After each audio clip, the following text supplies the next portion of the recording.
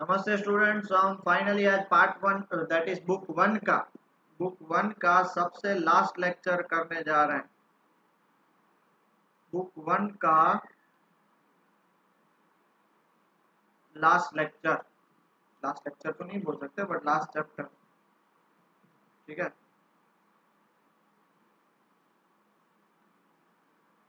Okay. Chapter का नाम क्या है? Electromagnetic waves. बहुत ही छोटा चैप्टर है, 2 ही लेक्चर में खत्म कर देंगे।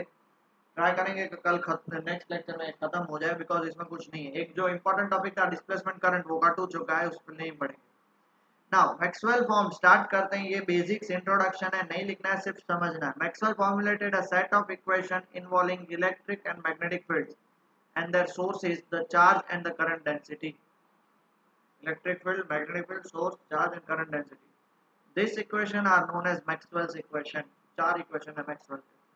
Together with the Lorentz force formula, they mathematically express all the basics of law of electromagnetism. Maxwell और लॉरेंस फॉर्मूला दोनों को मिला के, क्योंकि लॉरेंस फॉर्मूला भी क्या है? टेल मी, लॉरेंस फॉर्मूला भी क्या है? लॉरेंस फॉर्मूला भी वही है, मैग्नेटिक फील्ड और इलेक्ट्रिक फील्ड। ठीक है, क्लियर हो गया? पक्का? तो उन दोनों को कंबाइन करके जो बनता है उसे हम क्या बोलते हैं? लॉज ऑफ इलेक्ट्रोमैग्नेटिक इंडक्शन बोलते थे, बट उनके कारण ही इलेक्ट्रोमैग्नेटिक वेव्स मतलब इलेक्ट्रिसिटी भी है और मैग्नेटिज्म भी है। क्लियर हो गया? The most important prediction to emerge from Maxwell's equation is the existence of electromagnetic waves which are मतलब coupled time varying electric and magnetic fields that propagate in space। Time varying मतलब वो time के साथ very होते हैं। कौन कौन? Electric field और मैग्नेटिक फील्ड बार बार वेरी होते हैं। And the speed of waves according to this equation turned out to be very close to the speed of light। और ये जो मैक्सवेल के 4 इक्वेशन है उससे स्पीड निकाली तो उसकी स्पीड भी कितनी आई? 3 × 10⁸ मीटर पर सेकंड, जो स्पीड ऑफ लाइट है। Obtain from the optical measurements. और कैसे मेजर किया वो हमारा काम नहीं है, वो हम ऐसा हो तो हम बाद में उसको देख लेंगे। क्लियर हो गया? पक्का? ठीक है। अब बेसिकली ऐसी होती है, देखो, इलेक्ट्रिक फील्ड और मैग्नेटिक फील्ड। मान लो अगर इलेक्ट्रिक फील्ड ऐसे है साइनोसोडियल वेव, तो मैग्नेटिक फील्ड ऐसे होगी। मतलब इलेक्ट्रिक फील्ड अगर एक्स एक्सिस में है तो मैग्नेटिक फील्ड वाई एक्सिस में, और जेड एक्सिस होगा उसका डायरेक्शन ऑफ प्रोपोगेशन। देखो ये मान लेते हैं ये एक्स एक्सिस है, इलेक्ट्रिक फील्ड घूम रही है, वाई एक्सिस में मैग्नेटिक फील्ड है, तो इस साइड घूम रही है, इसलिए Z that is direction of propagation उसका क्या होगा? जेड होगा। और वेवलेंथ तो आपको पता ही है भाई, दो वेव्स के बीच का जो डिस्टेंस है उसे वेवलेंथ बोलते हैं। Now these led to the remarkable conclusion that light is the electromagnetic wave. Now Maxwell's work thus unified the domain of electricity, magnetism and light. Electricity, magnetism और लाइट तीनों को मिला के जो बनता है उसको हम क्या बोलते हैं? Electromagnetic. Hertz in 1885 experimentally demonstrated the existence of electromagnetic wave। पहली बार 1885 में पता चला कि इलेक्ट्रोमैग्नेटिक वेव है।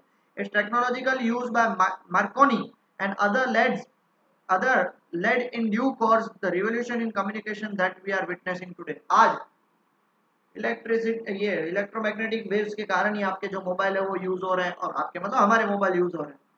आज से 25-30 साल पहले तो मोबाइल वो इतने बड़े बड़े फोन होते थे, या वो ट्रिन ट्रिन करने वाले फोन होते थे। उससे 30-40-50 साल पहले मतलब 70s-80s में तो फोन 1-2-3 लोगों के पास ही हुआ करते थे, ज्यादा से ज्यादा मैक्स टू मैक्स पूरे गांव में 1 या 2 के पास फोन होते थे, या होते ही नहीं थे। और फिर धीरे धीरे कोडलेस फोन आना स्टार्ट हुआ, फिर धीरे धीरे मोबाइल्स, और आज सब कुछ मोबाइल है। वो किसके कारण है? Electromagnetic waves. ओके, तो इलेक्ट्रोमैग्नेटिक वेव्स, उसके मैक्सवेल के 4 इक्वेशन है। मैक्सवेल के 4 इक्वेशन है। पहला गॉस लॉ ऑफ इलेक्ट्रिसिटी, पता है, integral sum of EDA is equal to cube epsilon nought. दूसरा Gauss law of magnetism, BDA is equal to 0। तीसरा Faraday's law, E dot dl is equal to minus d5/dt। And Ampere's Maxwell law, B dot dl is equal to mu 0 IC। ये जो है उसको displacement current बोलते हैं, but आपको cut हो चुका है इसलिए हमको नहीं पढ़ना है, कहाँ से यार, mu zero epsilon naught d phi by d t. यहाँ पे फाई ड्यू टू इलेक्ट्रिसिटी है, यहाँ पे ड्यू टू मैग्नेटिक फील्ड है। सो प्लीज छोटी छोटी बात को दिमाग में फिट करके रखना। ये 4 लॉज हैं, बहुत बार पूछा जाता है, गुजरात बोर्ड वाले तो खास करके लर्न कर लेना। Okay, how electromagnetic waves are produced. Stationary charges और charges moving with constant velocity. Stationary charge या charges moving with constant velocity cannot be the source of electromagnetic waves. This is due to the reason that stationary charge produce electric field and moving charge produce electric and magnetic field, and this field do not change with time. अब देखो, static charge होगा ना वो सिर्फ electric field produce करेगा, moving charge with constant velocity वाला है तो वो इलेक्ट्रिक एंड मैग्नेटिक फील्ड दोनों प्रोड्यूस करेगा, but do not change with time क्योंकि वो कांस्टेंट स्पीड है।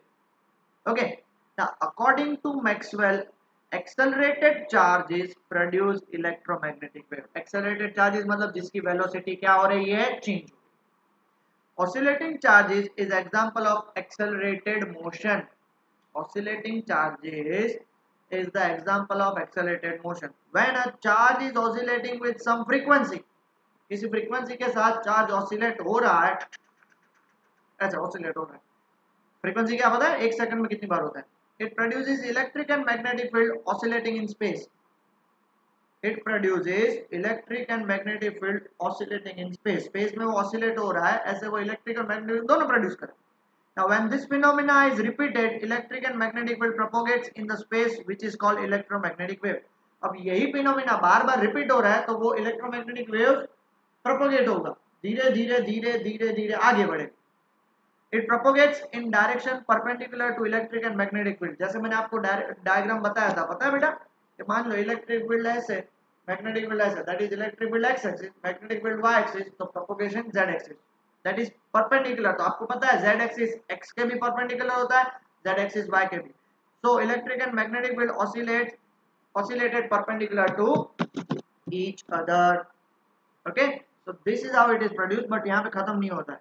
okay, लिख लिया जिनको लिखना था, done. Now frequency of electromagnetic waves is equal to frequency of charge oscillating. जितना ऑसिलेट करेगा फ्रीक्वेंसी से, वही फ्रीक्वेंसी ऑफ इलेक्ट्रोमैग्नेटिक वेव्स होगा। Energy of accelerated charge is imparted to electromagnetic waves propagating. जो एक्सेलरेटेड चार्ज के पास energy होगी वो इंपार्ट करेगा किसको, इलेक्ट्रोमैग्नेटिक वेव्स को, और वो इसीलिए इलेक्ट्रोमैग्नेटिक वेव्स आगे बढ़ेगी। It is easy to imagine that light is electromagnetic wave, but difficult to test in laboratory because by using modern electronic circuit, frequency of 10⁻11 Hz can be obtained by frequency of yellow light obtained in visible spectrum is about 6 into 10⁻14 Hz.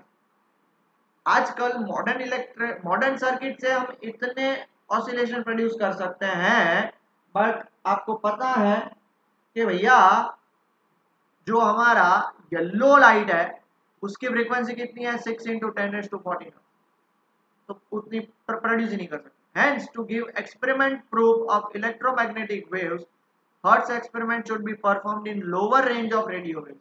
इसलिए Hertz का experiment थोड़ा कम radio waves में perform करना पड़ेगा।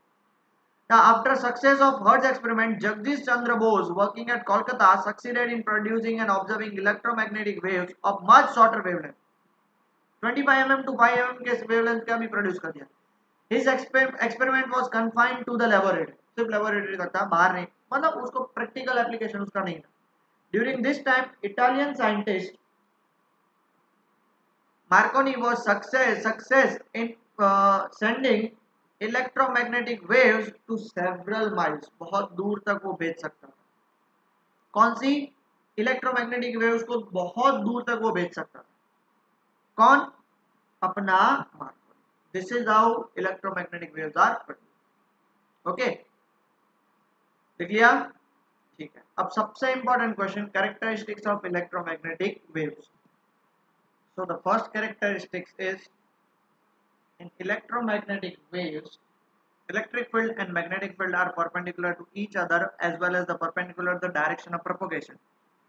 देखो electric field यहाँ पे x एक्सिस में बनाई है, मैग्नेटिक फील्ड यहाँ पे y एक्सिस में, और direction of propagation z। During charging process of capacitor, electric field inside plate is perpendicular to the plate and magnetic field produced due to the displacement current in circular and parallel closed loop and direction of plate ends E and B are perpendicular to each other.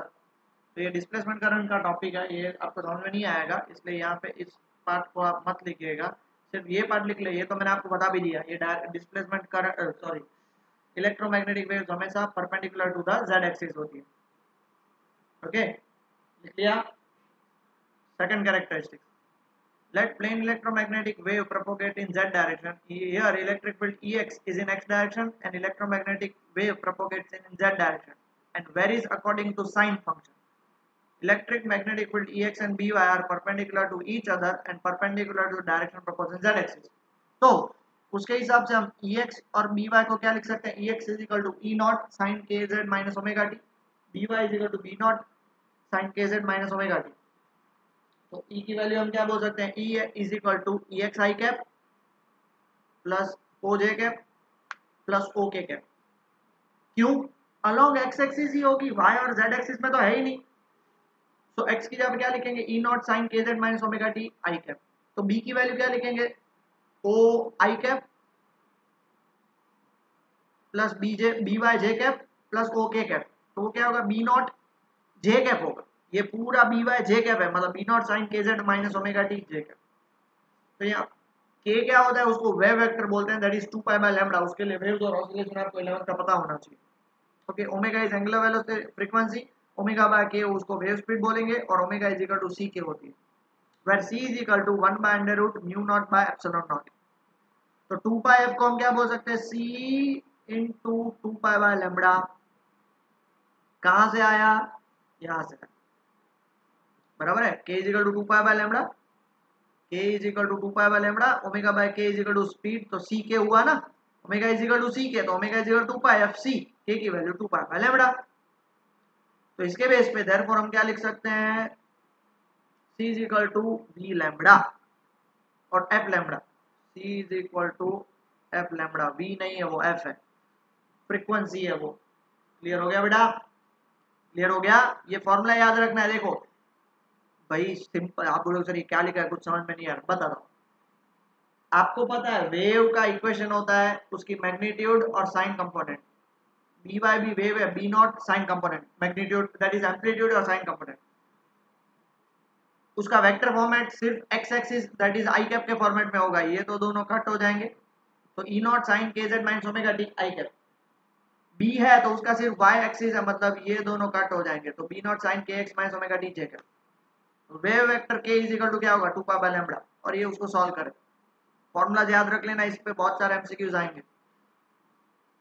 Okay, third, in waves electric and magnetic field are related by equation. ये equation भी बहुत important है। C speed of light, E nought by B nought is equal to c, तो B nought is equal to E nought by c भी बोल सकते हैं। Okay, fourth, in free space oscillation of electric and magnetic field are self sustained. ये भी बहुत बार question होता है कि सर अर्थ सन से निकल के अर्थ तक हमारी लाइट पहुंचती है तो बीच में कहीं स्टॉप नहीं हो जाती, उसकी एनर्जी खत्म नहीं हो जाती? No, it is self sustained. Thus, for oscillation of electric and magnetic field, medium is not required, whereas other waves require medium for propagation. एक बार इलेक्ट्रिक फील्ड निकली या मैग्नेटिक फील्ड निकली तो उसको फिर उसको कोई और एनर्जी की जरूरत नहीं चाहिए आगे बढ़ने के लिए, वो सेल्फ सस्टेन्ड होती है। क्लियर हो गया? Example, sound waves in air, sound wave in solid medium, transverse waves produce on water, ये सारे एग्जाम्पल है। ओके, इन 19th सेंचुरी यहाँ खत्म हो गया, ये उसका प्रोडक्शन कैसे होता है और कैसे फाइंड किया वो बता रहे हैं। Scientist were of the believe that medium is required for propagation of waves. They thought that the universal medium like ether should be present everywhere for propagation of oscillation of electric and magnetic field. But in 1890 ether नाम का एक medium है जो सबके लिए होता है। Even उनको ऐसा लगता था कि भाई सन से लेकर अर्थ तक जो लाइट आती है वो ईथर के थ्रू आती है, ऐसा मानना था। But in 1887 Michelson and Molly by doing experiment discarded concept of ether as medium. Now it is expected that no physical medium is required for propagation of electromagnetic wave. Oscillation of electric and magnetic field are continuous and self-sustained in vacuum. Vacuum में वो self-sustained होते हैं। Okay, ये fourth. Next, fifth, electromagnetic waves are transverse and non-mechanical. दो type के आते हैं, transverse waves and longitudinal waves. तो ट्रांसवर्स वेव्स होते हैं। Next, speed of electromagnetic wave in free space और vacuum is important constant and this content is independent of wavelength. Constant is content नहीं है, and this constant is independent of wavelength. Its value is 3 into 10 raised to 8 metre पर second. और इसकी ऐसा unit क्या होगा? Metre. Length है इसलिए metre. Okay, by using this speed unit of length is defined. याद करो 11th में हमने पढ़ा था मीटर का 1 metre is equal to what? तो 1 सेकंड में जितना लाइट ट्रैवल करती है उसको हम 1 मीटर बोलते हैं। क्लियर हुआ? Next, distance travelled by light in vacuum 1 by c is called 1 metre. 1 by this is called 1 metre, उसको हम 1 मीटर बोलते हैं। ओके, पक्का? Thus, unit of length can be explained in terms of c and time. Okay? ठीक है? Next, scientists Hertz showed that electromagnetic waves experiences diffraction, refraction and polarization. Next book का second chapter में diffraction, refraction और polarisation सब पढ़ेंगे हम। Refraction नहीं, diffraction और polarisation. Hertz produced stationary electromagnetic waves by using distance between two modes. He measured wavelength and knowing frequency from equation f is equal to v lambda measured speed which was equal to the speed of light. Hertz भैया ने क्या किया? दो nodes होते हैं, ये हमने 11th में पढ़ा था। नोड्स और एंटी नोड्स, दो नोड्स के बीच में उसका डिस्टेंस मेजर किया। ठीक है, ऐसे। तो इन दोनों के बीच का डिस्टेंस वो वेवलेंथ होता है। उससे फिर उसने फ्रीक्वेंसी फाइंड करी। Frequency is equal to v lambda, तो उससे आपने स्पीड फाइंड कर ली, और जो कितनी आई? स्पीड ऑफ लाइट जितनी है। Next, electromagnetic waves are polarised which can be seen from attention of waves from small AM radio broadcasting station. Electromagnetic waves polarised होते हैं। पोलराइज्ड मतलब उनके पोल्स होते हैं, ऐसा है ना? पोलराइज्ड मतलब ये हम पढ़ेंगे वेव ऑप्टिक्स में कि भाई उनकी वेव्स जो होती हैं वो अलग टाइप की होती हैं, तो ये हम उसमें डिटेल में पढ़ेंगे, बट याद रख लें। ओके, नेक्स्ट, इलेक्ट्रोमैग्नेटिक वेव, ये तो ले लिया ना। 9, electromagnetic waves transmit energy and momentum. कितना एनर्जी और कितना मोमेंटम तो देख लेते हैं। In free space in a region of electric field E, energy density of electric field is, electric field की energy density कितनी है? rho E। कितना? Half E nought epsilon square है, ये E स्क्वायर नहीं है, epsilon square. and energy density of magnetic field is rho B, half B square by mu nought. तो energy density of electromagnetic waves क्या होगी? उसको रो बोलते हैं। वो ड्यू टू इलेक्ट्रिक फील्ड भी होगी and due to magnetic field भी होगी। ये है उसका formula, rho is equal to rho E plus rho B. तो दोनों की वैल्यू पुट कर दी। This is due to electric field and this is due to magnetic field. अब ध्यान से देखना, हमको पता है कि B is equal to E by C है, और C का फॉर्मूला है 1 by under root mu naught by epsilon not. आगे देख लिया, सबकी वैल्यूज डाल देते हैं। देखो B की जगह पे E बाय सी डाला तो क्या हो जाएगा? E square by c square, और C की जगह मैं ये वैल्यू डाल दे रहा हूँ, तो क्या हो जाएगा? रूट निकल जाएगा, तो mu naught by epsilon not, mu naught cancel हो जाएगा, एप्सिलॉन नॉट ऊपर चला जाएगा, तो क्या हो जाएगा? Half epsilon not E square. तो दोनों को ऐड करो तो हाफ प्लस हाफ क्या हो जाएगा? 1। तो रो की वैल्यू हो जाएगी epsilon not E square. Electromagnetic energy density इसको हम बोलते हैं। ओके, क्लियर हो गया? बहुत इंपॉर्टेंट है ये कैरेक्टरिस्टिक्स है। ठीक है, okay, next 10. When electromagnetic waves collide on a surface, it exerts a pressure on the surface which is called radiation pressure. मान लो ये surface है आपका, जैसे इलेक्ट्रोमैग्नेटिक वेव उस पर गिरती है तो वो उस पर प्रेशर लगाती है। वो प्रेशर क्या होगा? Radiation pressure. कितना होगा? तो energy incident on surface in time t be u, and this energy is completely absorbed, then momentum imparted p is equal to u by c बोलते हैं। small p is equal to u by speed of light. Momentum imparted on our hand, जैसे मान लो मैंने हाथ रखा उस पर sunlight है, is very less, hence we do not experience इस प्रेशर। अब देखो ऐसे हाथ रख के बैठे रहते हैं तो सनलाइट गिरती है तो हमें प्रेशर नहीं लगता, बहुत ही कम होता है, इसलिए हम उसको फील नहीं कर पाते। किसने?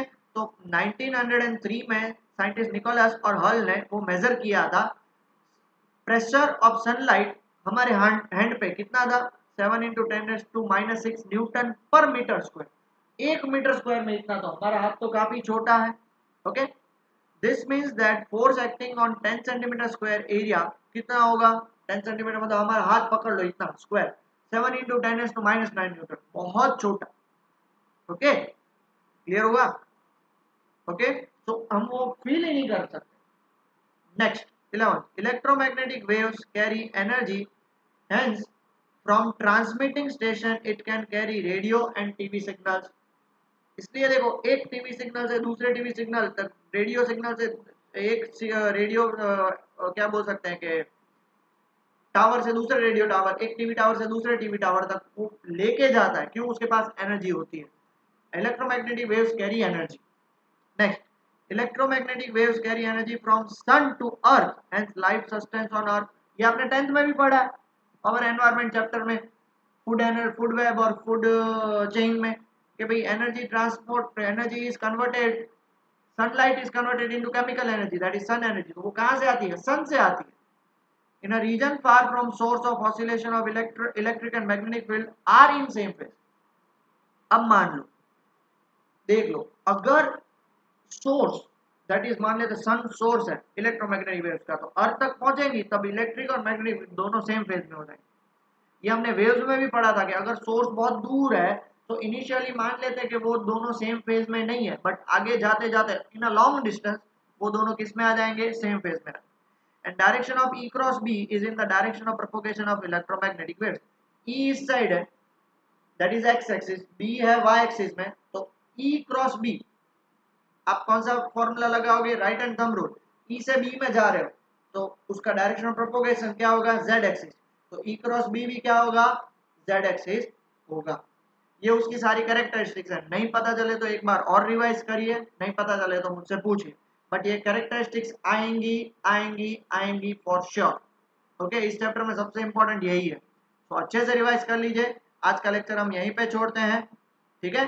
बाकी हम नेक्स्ट लेक्चर में देख लेंगे और नेक्स्ट लेक्चर में खत्म हो जाएगा। Okay, till then study well बेटा।